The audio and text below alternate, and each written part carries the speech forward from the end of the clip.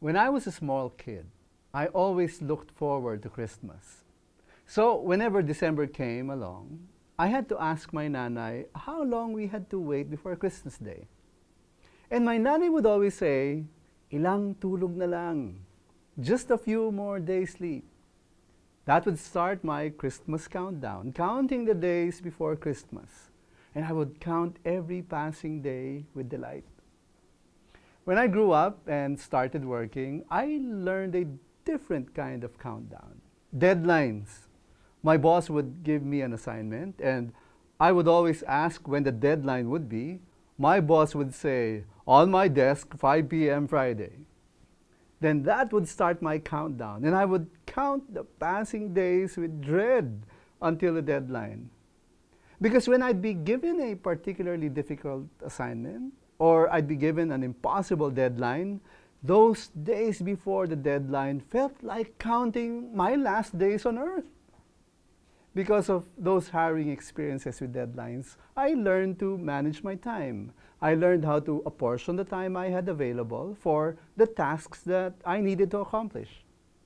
Initially, like most young people, I would try to cram as many tasks as possible in the time available. I had the notion that, the more tasks I can fit in 8 hours per day, the better I was in time management. Unfortunately, that only succeeded in extending my work hours from the usual 8 hours to 12, even 14 hours per day. And because I was so busy, too engrossed in my work, I began to be oblivious of time. I couldn't notice the days passing by anymore. I was surviving from one deadline to the next, and it felt like time was rushing by so fast. Many times I felt like I was always running out of time. I was not really managing my time. It felt more like time had gotten control of me. And that's when I realized I needed to slow down. I needed to take hold of each day that passed. The writer of the psalm had very good advice about how we ought to relate with time. In Psalm 90, verse 12, it says, teach us to number our days, that we may get a heart of wisdom. The psalmist addressed the prayer to God, and to paraphrase it, it's like asking God to give us the grace to consider how few the number of our days are, and how such a short time we have to live in this world. It's like saying, Lord, make us so keenly aware of how short our lives really are, so that we may know how to truly live our lives and learn to live wisely and well. Knowing that our days are numbered, that our lives are short, gives us the right perspective about time. Time will eventually run out. Some may have more time than others, but for all of us, our time on earth will soon come to an end.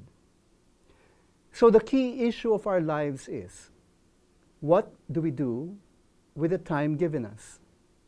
To what significant purpose do we invest the time we have? I know, just like with me, there are many things you want to do, to experience, to accomplish in your life. But time continues to pass you by, as sure as the ticking of the clock. And you must realize that time is short, and you simply don't have enough time for everything you desire to do. Which ones do you continue to pursue? And which ones do you let go? Which ones are significant? And which ones are a waste of time? Here's where wisdom comes in. Ask God to give you that wisdom to discern what's truly worth your time. May I suggest something? Consider investing your time on things that will give you more time, eternal time. Consider living your days in the obedience of faith to God, the kind of life taught to us by the Lord Jesus, of loving God and loving our neighbors daily. This is the kind of life that will usher us to a life that is filled with more days than we can count, as we spend forever with God in His kingdom. Always remember, as we learn to number our days, faith matters too.